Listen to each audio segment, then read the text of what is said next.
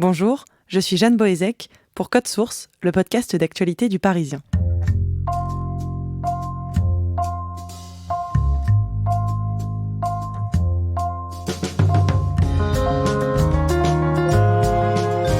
On dit d'elle qu'elle est une main de fer dans un gant de velours. Quand elle est arrivée à la mairie de Paris en 2014, Anne Hidalgo s'est fixé une série d'objectifs ambitieux qu'elle a essayé de tenir, malgré les critiques. Dans cet épisode de Code Source, en 2 parties, nous allons revenir sur le mandat de la première femme maire de Paris.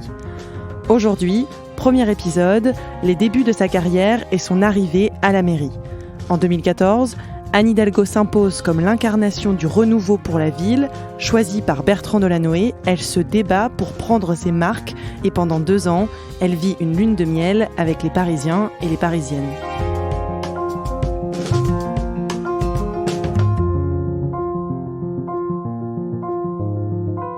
Nous sommes avec Marianne Guéraud, reporter à l'édition de Paris. Vous suivez la mairie de Paris depuis 1998. Quand est-ce que le grand public entend parler de Anne Hidalgo la première fois ? Anne Hidalgo, elle est apparue dans les radars parisiens à la fin de l'année 2000. Quand le choix a été fait d'investir Bertrand Delanoë pour mener la campagne des municipales, il l'a désignée, elle, comme tête de liste dans le 15e. Comment est-ce que Anne Hidalgo est arrivée en politique ? Anne Hidalgo, elle a beaucoup travaillé dans des ministères de 97 à 2002. Elle a été rattachée à 3 cabinets ministériels sous Jospin. Martine Aubry, Nicole Péry était secrétaire d'État des droits des femmes. Donc c'est aussi une dimension très importante dans le parcours d'Anne Hidalgo. Et ensuite, chez Lebranchu, sur l'emploi solidarité, puisque son domaine à elle, c'est l'emploi, puisqu'elle est inspectrice du travail de profession. C'est une Parisienne d'origine ? Non, elle est espagnole. Elle est née en Espagne en juin 59. Elle est arrivée avec ses parents en 61 dans la région de Lyon et elle est arrivée uniquement sur Paris une fois diplômée et pour commencer son travail d'inspectrice du travail. Et qu'est-ce que faisaient ses parents dans la vie ? Ses parents, ils sont de conditions assez modestes puisque son père était ouvrier et sa mère était couturière. Qu'est-ce qu'elle fait dans la mairie du 15e et est-ce qu'elle est remarquée ? Dans la mairie du 15e, elle ne fait pas grand-chose. Le 15e arrondissement est un arrondissement de droite.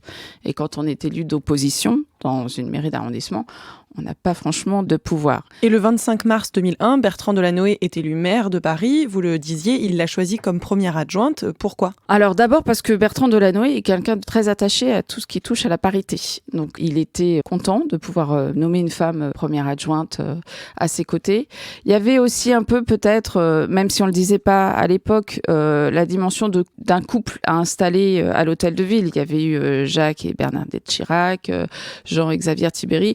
Un homme seul, ça pouvait paraître bancal. Il a donc choisi de nommer une femme en tant qu'adjointe.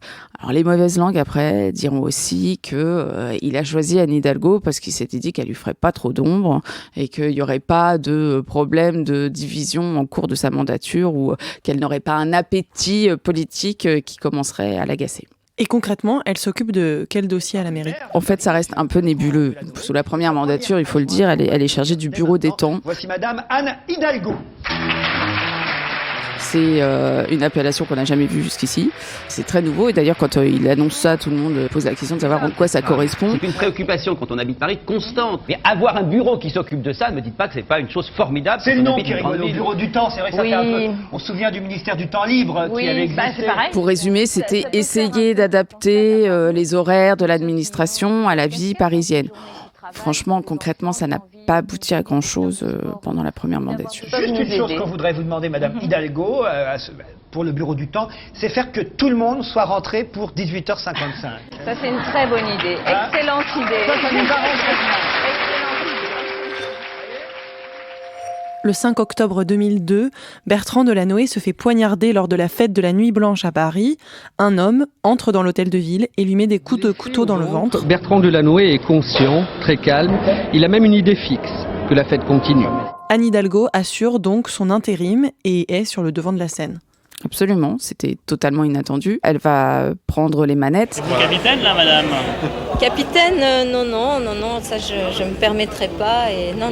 Enfin, si vous parlez de l'hôtel de ville, voilà, on assure la continuité. Mais dans l'entourage de Bertrand Delanoë, même s'il a été très gravement blessé et qu'il aura plusieurs semaines de convalescence en province, on tient quand même à faire passer le message que le boss reste au bureau, quoi. C'est lui qui tient les commandes et même si elle assure bien l'intérim, le boss c'est lui. Et tout son entourage tient bien à le faire savoir. Donc on dit qu'il continue à suivre les dossiers, qu'il est tenu informé au jour le jour, qu'il passe des coups de fil à l'hôtel de ville. Enfin, il n'est pas question de faire croire que Bertrand Delanoë s'est absenté de la mairie de Paris. Quelle relation entretiennent-ils tous les deux à ce moment-là ? Il y a toujours une ambivalence entre eux, c'est-à-dire qu'à la fois ils jouaient beaucoup la complicité, on les sentait très proches. D'ailleurs Bertrand Delanoë expliquait à chaque fois que quand il prenait une décision ou quand il y avait un dossier majeur qui devait être tranché, il en discutait en tête-à-tête avec sa première adjointe. Donc on a vraiment l'impression qu'ils sont main dans la main à travailler ensemble. En même temps, moi j'ai toujours été un petit peu surprise au début quand il présentait Anne Hidalgo, il avait souvent tendance à la présenter en se retournant en disant « Vous avez vu comme elle est belle ». Je trouvais ça un peu machiste. Jamais dire d'un homme politique, regardez comme il est élégant ou bien musclé. Enfin voilà, c'est pas le genre de commentaire qu'on s'amuserait à faire. Donc j'étais un petit peu, ça me chiffonnait toujours un peu. En fait, il s'est avéré au fil des ans que la relation n'était peut-être pas si conviviale que ça au jour le jour. On peut même dire qu'elle a été émaillée de petites crises sur la fin. 2 ans plus tard, Bertrand Delanoë se représente à la mairie de Paris et il rechoisit Anne Hidalgo comme première adjointe. Mais cette fois-ci, il lui donne un poste très important. Pourquoi ce revirement dans leur relation ? Il le sait, il l'a annoncé, il fera pas plus de 2 mandats, il veut la mettre sur les rails, il n'est pas question dans ces conditions de lui laisser une délégation bidon. Donc il lui donne l'urbanisme, qui est une délégation évidemment un dossier particulièrement important à Paris, qui est en train de se transformer, où il y a toujours de grands projets d'urbanisme. Donc c'est une façon de la mettre sur le devant de la scène, sur des dossiers majeurs. En même temps, on peut pas lui dire qu'il lui fasse un cadeau très sympa parce qu'à l'époque, il y a le chantier des Halles qui est quand même très contesté par les riverains, qui prend du retard. On commence déjà à dire que ça va coûter plus cher. Les choix urbanistiques et architecturaux sont plutôt critiqués. Donc, il y a ce dossier-là. Il y a le dossier de la Tour Triangle aussi qui fait beaucoup parler. Il y a le dossier du stade Jean-Bouin. Donc, à la fois, c'est bien parce que ça la met sur le devant de la scène et en même temps, il lui met quand même dans les mains plusieurs dossiers polémiques qui vont la mettre en difficulté. Et finalement, Bertrand Delanoë choisit Anne Hidalgo pour lui succéder. Anne, tu mérites d'être maire de Paris et je vois en toi déjà une grande maire de Paris. Delanoë a toujours aimé cette idée de laisser quand même un peu son empreinte. Avec Anne Hidalgo, Paris restera la capitale de l'amour. Comme c'est un homme politique très attaché à la parité, il est content aussi de pouvoir dire qu'il n'a pas peur de laisser sa succession à une femme, ce qui reste malgré tout un petit peu moderne dans le milieu politique. Donc il choisit de l'investir, de la préparer à sa succession sur cette seconde mandature. Le 22 mai 2013, elle devient donc officiellement la candidate du Parti socialiste pour la mairie de Paris. Débute ainsi la campagne face à Nathalie Kosciusko-Morizet, qui s'est déclarée quelques mois plus tôt pour le parti de l'UMP. Et là, cette campagne va être assez violente. Madame Hidalgo, elle fait pas campagne. Madame Hidalgo, elle hiberne. Elle se cache. Ça va être émaillé d'une succession de polémiques. Alors même si de toute façon dans une campagne municipale il y a forcément des polémiques parce que c'est projet contre projet, parce que c'est vision contre vision. Là on peut dire que ça prend pas forcément une tournure très simple. Sur ce sujet, Madame Hidalgo, vous racontez un peu n'importe quoi. Moi, j'ai hérité d'aucune circonscription électorale. L'entourage de NKM va dire qu'ils ont une Ferrari en parlant de leur candidate, alors qu'Anne Hidalgo ne serait qu'une vulgaire femme de ménage. Enfin, ça vole assez bas, quoi. En face, on traite NKM de marquise. Si l'héritage signifie du travail, de l'expérience, une fidélité à des valeurs et à une ville, ça me va très bien. Vous savez, si l'héritage signifie autre chose, je suis pas née avec une cuillère d'argent dans la bouche. C'est pas franchement d'un niveau de débat très élevé. Sur quoi est-ce qu'elles s'affrontent notamment ? Il y a d'abord la vision du logement. Hidalgo va dire qu'elle veut continuer à faire du logement social, alors que la droite reproche justement à l'équipe de Lanoé de ne pas avoir fait assez pour les classes moyennes et que finalement les deux mandatures de Lanoé avec cette multiplication des logements sociaux ont fait partir les classes moyennes de Paris. Il va y avoir un affrontement aussi sur l'urbanisme. NKM promet de couvrir le périphérique. Alors là, c'est tout de suite raillé par l'équipe d'Hidalgo qui dit mais n'importe quoi, comment on peut couvrir le périphérique ? Bon, on verra quand même qu'aujourd'hui, le périphérique est au centre des débats et que finalement, la couverture du périphérique est reprise aussi par d'autres candidats. Il y aura aussi le débat sur la fiscalité parce que forcément, les gens au municipal s'interrogent toujours pour savoir s'ils vont, avec leur nouveau maire, payer plus d'impôts. Hidalgo fait la promesse de ne pas augmenter les impôts. NKM sort un document qui montre que la ville va être obligée d'augmenter ses ressources fiscales. Donc voilà, c'est tout ce genre de petits débats qui fusent pendant la campagne. Et on se souvient particulièrement du débat télévisé de l'entre-deux tours. Est-ce que vous pouvez nous le raconter ? C'est difficile, parce qu'en fait, ce sera un débat très cacophonique. Votre ministère, c'est un mensonge, Madame Hidalgo. La part du diesel dans le parc français. Elles se coupent la parole mutuellement. Anne Hidalgo fait des longs tunnels où NKM a du mal à reprendre la parole. Donc finalement, on a l'impression d'un match raté. On s'attendait, on espérait qu'il y aurait vraiment une confrontation. On en ressort presque tous un peu déçus, en se disant qu'on n'a pas franchement vu d'affrontement idée contre idée, projet contre projet. Et c'est assez décevant. Ce soir, Paris a gagné. Et finalement, Anne Hidalgo devient la première maire de Paris le 30 mars 2014. Je serai la maire de tous les Parisiens. Soucieuse de laisser s'exprimer toutes les différences, parce que je le sais, ces différences concourent à la grandeur de la démocratie à Paris. Mais en réalité, ce n'est pas une victoire écrasante. Non.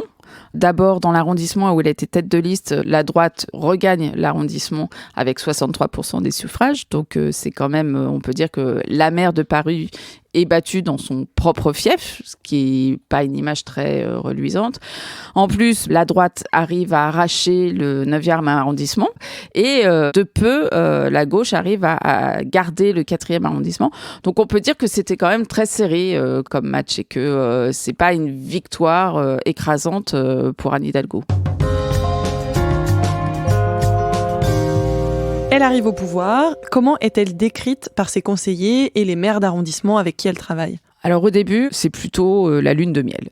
Même les anciens proches élus de Delanoë trouvent qu'elle est disponible, elle a un mode de gestion collégial, donc ça plaît beaucoup parce que ça tranche avec Bertrand Delanoë qui, sur la fin de son mandat, était beaucoup plus isolé dans son bureau, travaillait davantage avec son cabinet et avait un peu perdu le sens du travail de l'exécutif en commun.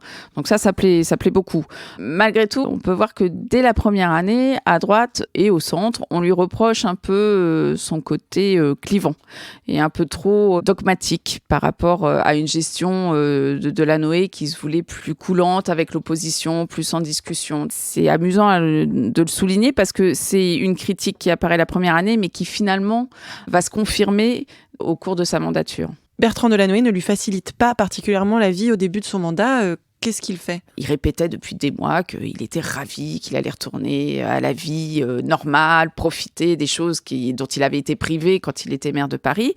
Et puis, au cours d'une émission où il est interrogé, il fait une petite réflexion en disant que après 2 mandats, il s'aperçoit qu'il a peut-être manqué de rigueur sur la propreté de Paris. C'est pas très sympa parce que c'est une critique masquée quand même et c'est une façon de dire qu'il trouve que la ville est sale. Je pense pas que Hidalgo s'attendait à ce genre de réflexion. Et puis en plus, il y a eu un autre épisode qui a même agacé Anne Hidalgo, c'est-à-dire que Bertrand Delanoë a voulu avoir un bureau et une secrétaire après avoir quitté son mandat de maire, ce qui a suscité une vive polémique au tout premier conseil de Paris. En aparté, Anne Hidalgo a dit « Franchement, je me serais bien passée de ça pour commencer ma mandature ». Donc ça commençait mal entre eux finalement.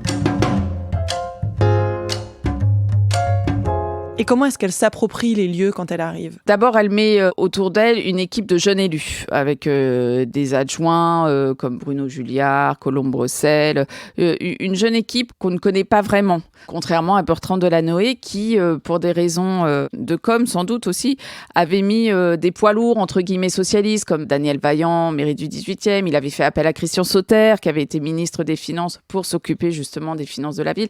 Donc c'était une approche totalement différente. Elle avait vraiment une nouvelle équipe rajeunie. C'était aussi une façon, vraisemblablement, de les rendre plus fidèles et de les mettre un peu dans l'obligation de la suivre coûte que coûte, puisque c'était elle qui les avait nommés et que sans elle, ils auraient vraisemblablement pas ces postes aussi élevés. Et puis il y a aussi une façon de faire à l'hôtel de ville qui là fâche un peu, parce que on s'aperçoit que les proches collaborateurs de Delanoë sont tous un peu mis sur la touche. Ou en tout cas, on leur fait comprendre que ce serait bien qu'ils aillent trouver un poste ailleurs. C'est vécu de façon assez violente, parce qu'en interne, on parlera presque d'alternance politique. C'est-à-dire qu'en 2001, quand Delanoë était arrivé, naturellement, il avait pris ses collaborateurs et il avait un peu nettoyé les couloirs de l'hôtel de ville et il s'était débarrassé des proches de Tibéri, etc., etc. Et là, on a presque le sentiment, alors que c'est la gauche qui succède à la gauche, que Anne Hidalgo fait un peu la même chose. Donc ça étonne un peu qu'elle fasse ce genre de choix. Quelles sont les mesures phares de sa première année de mandat ? Les premières mesures phares, ça va être le réaménagement de cette place à Paris, donc la place des Fêtes, la place Nation, la place de la Bastille, la place d'Italie, Gambetta, Panthéon-Madeleine. Elle va aussi commencer déjà à montrer son profil écologique en annonçant qu'elle veut booter les voitures diesel hors de Paris à partir de 2020. Et elle est très appréciée des Parisiens et des Parisiennes, puisque après cette année de premier mandat, son bilan est positif, les gens sont contents. Globalement, ça se passe encore bien. Les gens sont plutôt contents du rayonnement de la ville. Elle est en train de s'asseoir, de prendre un peu l'ampleur du poste et de s'installer à ce titre de maire de Paris. Donc c'est le tout début et ça se passe plutôt bien. C'est plutôt après que ça va se gâter.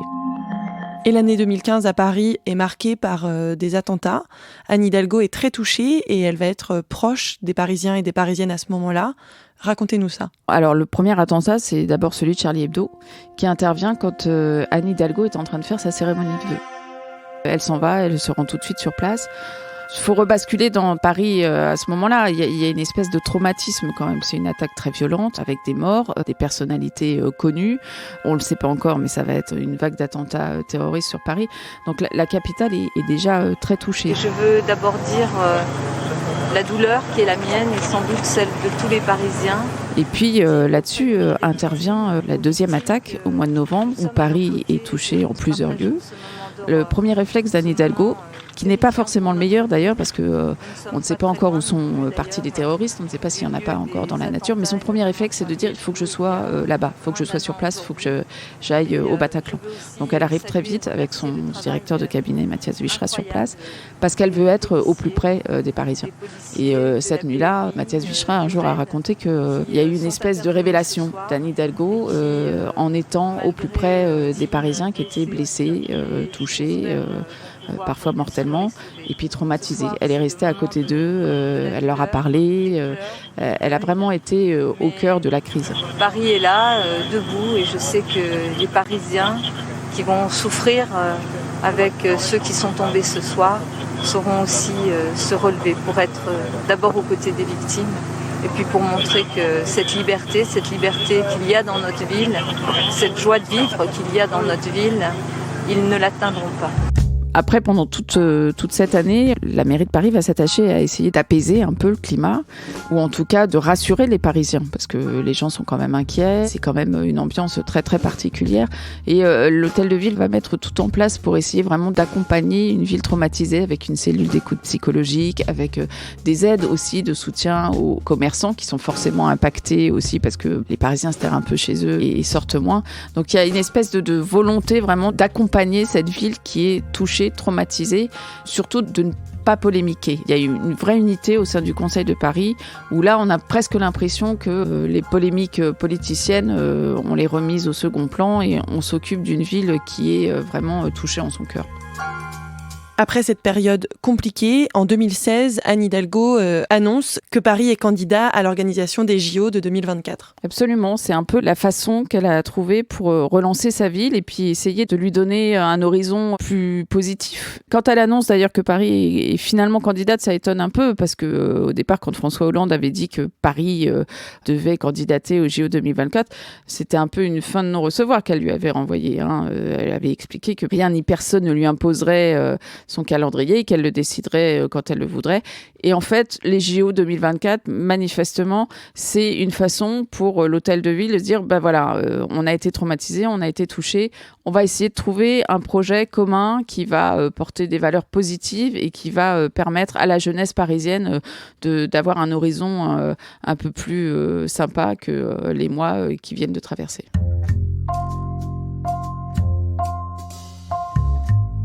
Merci à Marianne Guéraud. Code Source, c'est le podcast d'actualité du Parisien. Cet épisode a été conçu et préparé par Jeanne Boézek. Montage et recherche d'archives, Isabelle Field. Réalisation et mixage, Alexandre Ferreira. Code Source est un podcast d'actualité quotidien. Vous pouvez retrouver tous nos épisodes sur le site du Parisien, mais aussi sur les plateformes habituelles de podcast. Si vous voulez nous écrire, c'est sur Twitter ou à codesource@leparisien.fr.